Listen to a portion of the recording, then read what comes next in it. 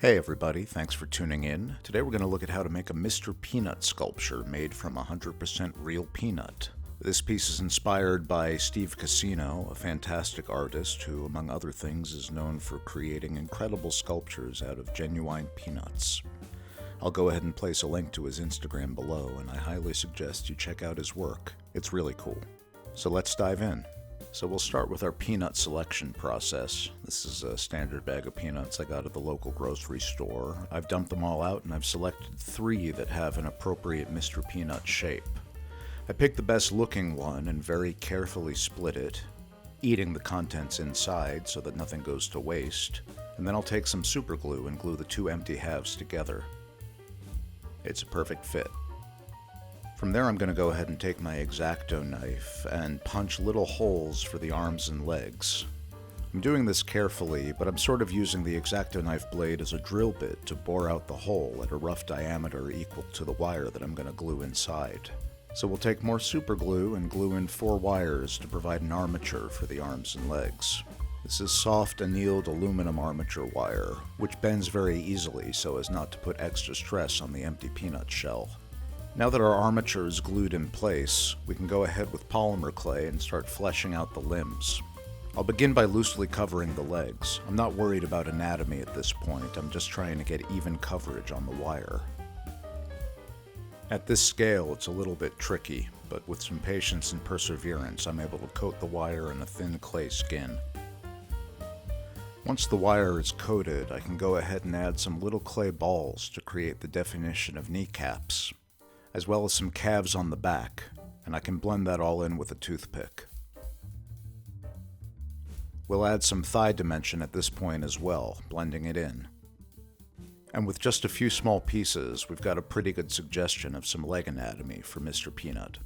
From there we'll go in with our trusty back of the paintbrush and blend in the kneecaps in order to smooth them. Finally, using a dull X-Acto blade, we can go to the back of the legs and cut out the crook behind the knee. And what Mr. Peanut would be complete without a nice pair of defined buttocks. We'll take 2 half hemispheres of clay, press them into the peanut, and then blend it in with the rest of the leg. And that's looking pretty good. It bears mentioning that I'm not going after 100% accurate Mr. Peanut, unlike my Garfield in the previous video. I'm more looking to capture my interpretation of this iconic character, and since I'm using a real peanut, I think going with some more photoreal anatomy will serve this well. We'll then coat the arms the same way as we did the legs. Again, not worrying too much about defined anatomy, but just trying to get a coating. And then we can go in the same way and add elbows, shoulder muscles, and all the other details with little balls of clay. We'll do the same with the hands. At this scale, it would be too difficult to create defined fingers with little rolls of clay, so instead I'm carving finger detail using my clay tool. To create Mr. Peanut's gloves, we'll take a thin snake of clay and wrap it around the wrist, using the X-Acto knife for the more delicate areas. This was pretty tricky since the scale of this guy is so small. His fist itself is no larger than the head of a pin. To create his iconic cane, we'll simply take a paper clip, bend it open, and then use a wire cutter to remove the excess.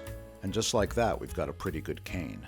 Off camera, I superglued the cane to the end of Mr. Peanut's arm, and then I'll create his other hand the same way as the first, starting with a ball of clay and carving finger details with a sculpting tool, literally building it around the cane that I've just glued in place. His shoes are tiny little football shapes of clay, no bigger than a grain of rice, blended onto the end of the wire, and then detailed with a tiny half hemisphere to create the heel of his dress shoe. Mr. Peanut wears spats as well, but I'm going to tackle that detail in paint down the line. For his face, we'll go ahead and cover the front part of the peanut with a thin veneer of clay, and then using a toothpick I can rough in the placement for the eyes, nose, and mouth. We'll start with the chin, just blending a flat ball of clay into the area right under where I've marked the mouth out. And from there we can blend in with a toothpick and start to define the shape. His nose is a thin wedge of clay, pressed in and blended with, you guessed it, the back of a paintbrush. Even though the scale of this figure is much smaller than I usually work in, I found that this simple little tool is perfect for blending pieces of polymer clay into each other. And then I'll go in with a sharper sculpting tool and refine the edges, as well as creating the indication of nostrils. Mr. Peanut's mouth is made of just a thin worm of clay, blended into the bottom of the nose with a toothpick.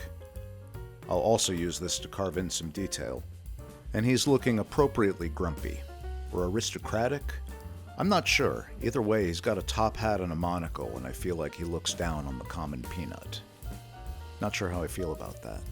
And then we'll blend in the bottom lip, another thin worm of clay with the back of the paintbrush. Finally going in with the chisel tool to lift upwards on the top lip and create a little bit more definition in the mouth.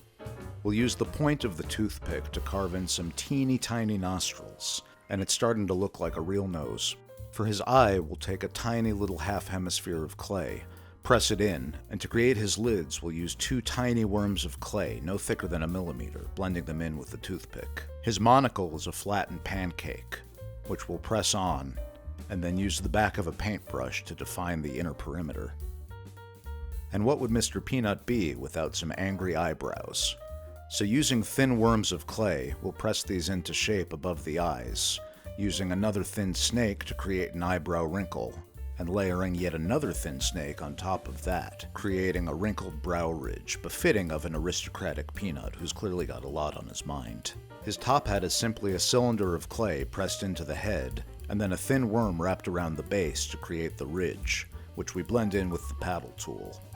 Surprisingly, the top hat was the most difficult shape to create on this entire sculpture. I don't know if it's the scale or the cleanness of the geometry, but it took me a couple of tries to get it right. And with that, we're ready to go into paint.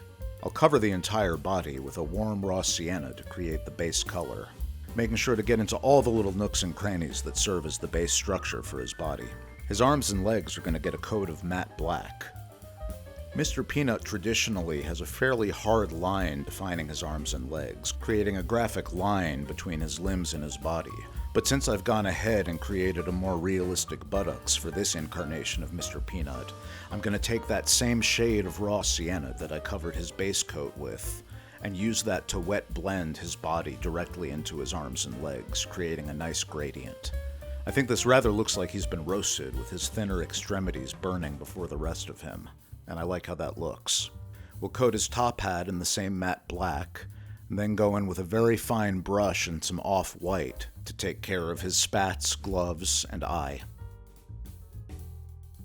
To bring it all together, we'll then do a light dry brush of a lighter tan to create the highlights on his peanut body. And it's at this point that he really starts coming together. I'm going with a more realistic palette for him overall, since he's made from a real peanut. For his hat brim, I've decided to highlight it with a light purple. This is not in keeping with the traditional design, but I thought the purple would complement the brown of his body nicely. And then finally, we'll go in with a very fine paintbrush and some matte black and paint in his iris. From there, all that's left to do is paint his base. I've selected a bright red for no other reason than it sort of feels like the bright red lid of a peanut can that you see at the store. And then all that's left to do is superglue him in place. So let's take a look at the finished sculpture. Thank you all for watching this. I hope you've enjoyed seeing a little peek into the process. If you enjoyed this video, please like and subscribe to check out more. Thanks, and I'll see you next time.